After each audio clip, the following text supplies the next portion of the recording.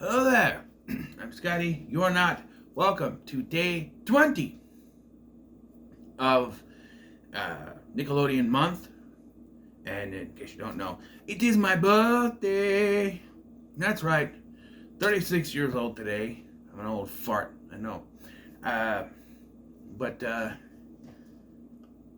yes. So nothing really special for my birthday. Well, I will have a video later on or earlier today. I haven't recorded it yet, but I haven't figured out if I'm gonna put it earlier today or after this. Probably before this. Probably the 8 o'clock time. You'll get a special ranking of all of the animated films of my favorite animated film from each year that have been alive, not including this year because nothing has really come out yet. So yeah. So we are looking at Spectacular with an exclamation point. So that I say it like that. Spectacular! It was a Nickelodeon original TV movie that came out in 2009 and starred Nolan Gerard Funk. Oh, wait a minute. Something's missing here. There it is. That was a bad edit, but there it is. It's here. Gotta put it up. Anyway, it stars Nolan Gerard Funk, Tammin Sursock, Victoria Justice, and it tells the story of Nico, who is fired from his band and joins up with this show choir in hopes of getting enough money to pay for his record demo. And that's the basic plot. Yes. So this came out in 2009. I don't think I watched it then. I think it was later on, like 2012 or something that they aired it on, and I watched it. I was like, oh, okay, this is pretty good actually. Eventually, I ordered it on eBay, I believe it was, and so there it is. And this was filmed in Canada by evidence. There's a bunch of Canadian actors in it. Nolan Gerard Funk is one of them, along with Jesse Moss, Britt Irvin, Christopher Jacott, Andrea Lewis, who both her and Jacott were on Degrassi at one point. I mean, Andrea Lewis was a regular. She was Hazel, who did jack shit on that show. But, maybe one day I'll talk Degrassi on this channel. Who knows? I really kind of want to. Jacott was a teacher that one of the students kind of went out with. She was a senior, so I don't know if that helps, but kind of sketchy. But anyway, in this one, he's the older brother for Nico.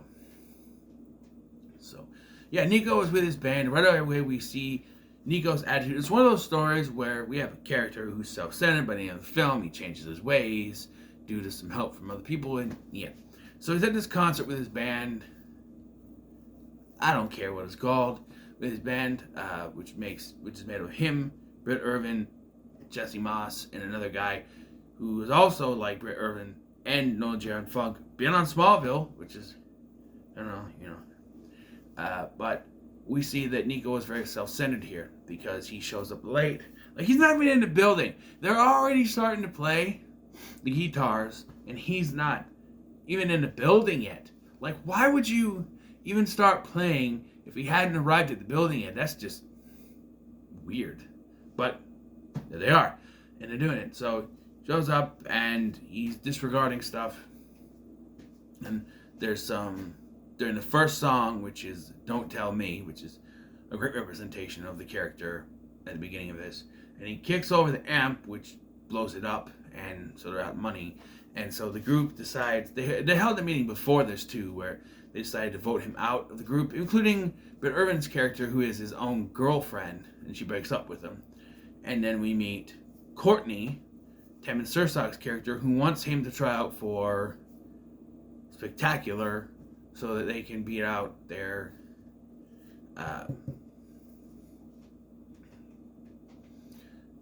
rivals, Ta-da. Or she says ta-da, because Tammin Sursock is Australian. So, yeah, she can't hide her accent to save her life. I'm sorry, she can't. She keeps going in and out of it. And yeah, I'm sorry. It's maybe she got better. Maybe she got better at hiding her accent, but here it's terrible. It's terrible. It's, no, I'm sorry. You can't tell me she's supposed to be American or Canadian or wherever the hell they're from. And besides the one actor I mentioned, we also have Avan Jogia, who would go on to be in a Nickelodeon TV show uh, Victorious as the cool kid Beck. And if you look at him here, you wouldn't think that, but I guess it's all about wardrobe, I guess. You know what I mean? Along with Victoria Justice, who was on there. So, yeah. But, yes, we find out the history is that Tada took the lead singer from that, Victoria Justice's character, took their former, other lead singer guy, Royce, away from them to be in Tada because they lost. But it's his fault they lost last year because he started to perform to the judges, which is a no-no. This is our first hint that the judges are dicks. If you do anything out of the normal, anything to stretch anything, as Courtney, because of what happened last year, Courtney is very tight-knit. Shut up! Very tight-knit and very, wants to do things very safe. Because of what happened. And there's a through line in this movie that the judges are basically very stickler, very much dicks, as I said, where they're very stickler for stuff, and if you don't stick by that, they're gonna penalize you, which does play into the conclusion of this, which I always felt was unjustified, but it did set up throughout the film that the judges are very stickler types, and so it kind of goes into that. But yeah, he performed to the judges, and I guess they didn't like that. It wasn't part of the rules, so they were disqualified, and Tada won. And so Royce jumped ship to them, and we even see he's taking uniforms that they were supposedly bought by a bake sale they did, but apparently it was actually Royce's parents that bought the outfits, so they take all of those. Nico goes to see them at this fair, the performing Eye of the Tiger in suits and tiger suits or whatever, and he's not impressed, but eventually he comes around to taking the deal that he gets half of the prize money they get for winning the contest. They have this teacher, faculty advisor named Mr. Romano who could care less about being there, and he does admit it later. But there is also the tale throughout the film of Herringbone, who had a lead singer named Joey Rome, and they disappeared off the face of the planet back in the 80s because they didn't want to sell out, apparently. That's what they did. So that's a plot point. There's also a plot point of Nico's brother not wanting him to be lazy, unless it's making him money, apparently, because by the end of this, he's turned around on it. Like, he always telling you gotta get a job, you gotta work, you gotta stop being lazy, you gotta be, you gotta get a job, and all that stuff. And yeah, you gotta, stuff. So he eventually talks Courtney into it by doing the song "Break Your Heart," which is one of my favorite songs in this.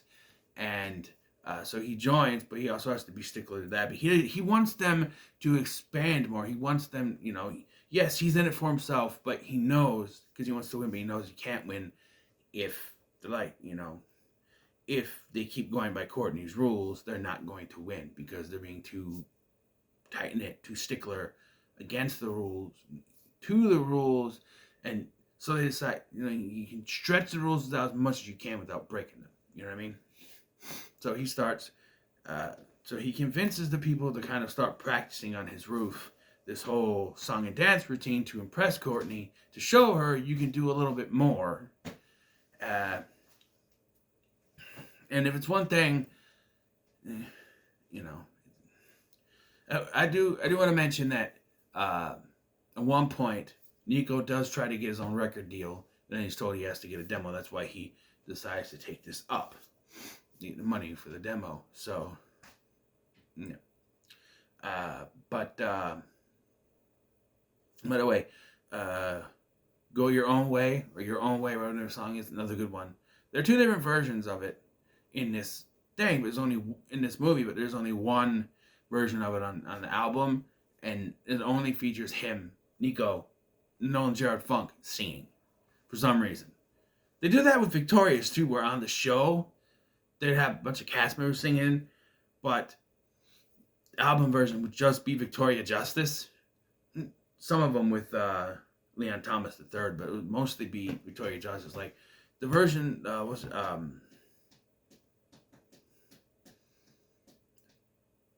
Finally Falling, the song. In the TV version, Alan Chagia sings a small line, but in the album version, it's just her. They cut out his line. So, yeah, I don't know.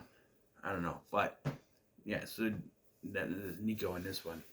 Although Tammin Sursok does sing a couple songs that are just used for montages throughout the film. But, yeah.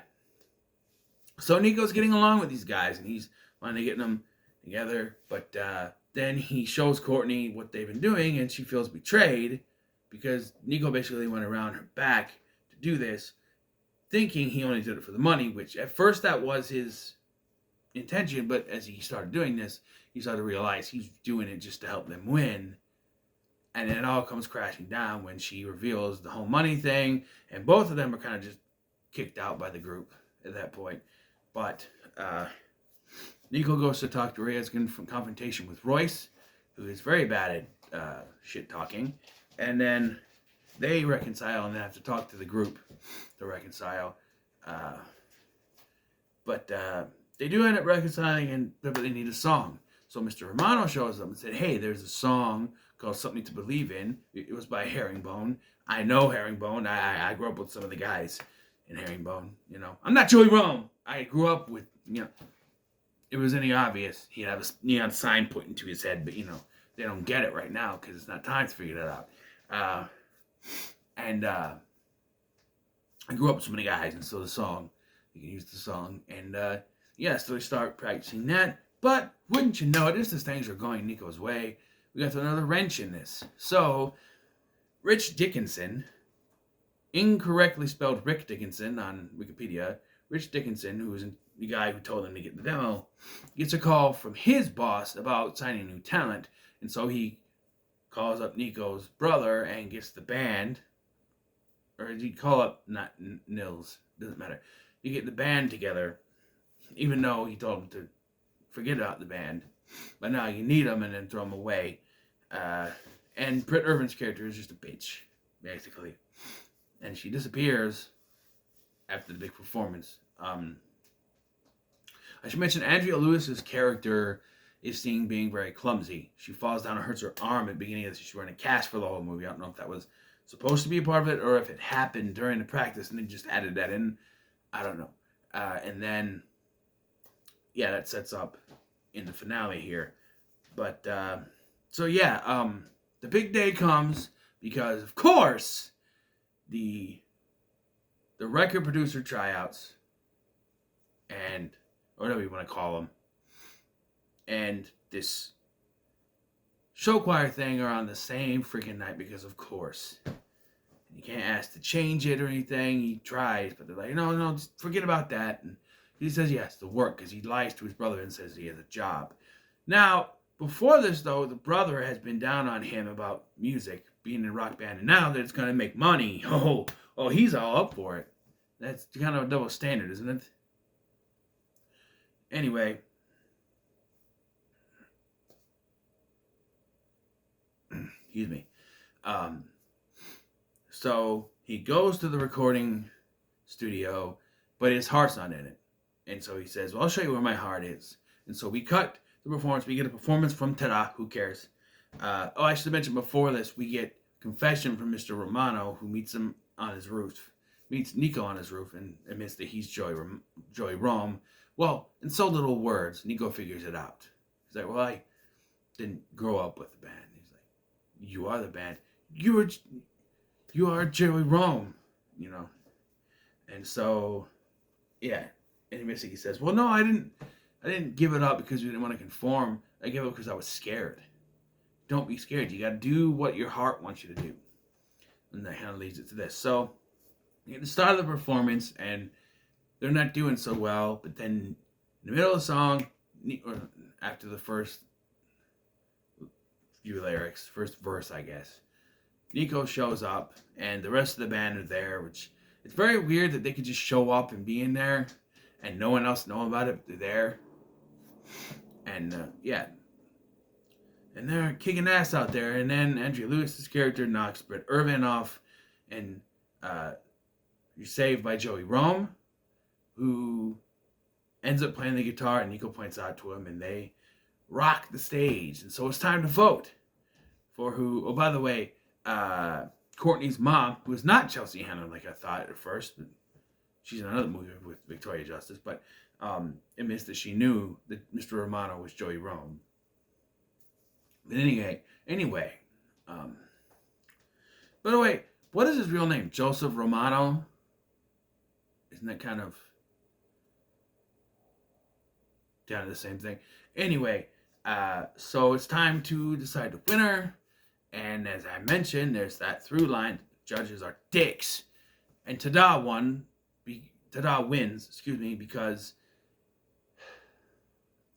Spectacular is disqualified for having performers that weren't on the list beforehand.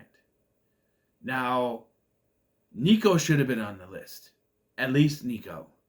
But I think it includes him as not being on the list. So, and everyone is pissed. Everyone is pissed. And I don't think someone told Greg Germann, who played... I wonder if they didn't tell them who was going to win, so they have a general reaction. Because the look on Greg Germann's face, the guy who plays Joey Rome, was complete befuddlement.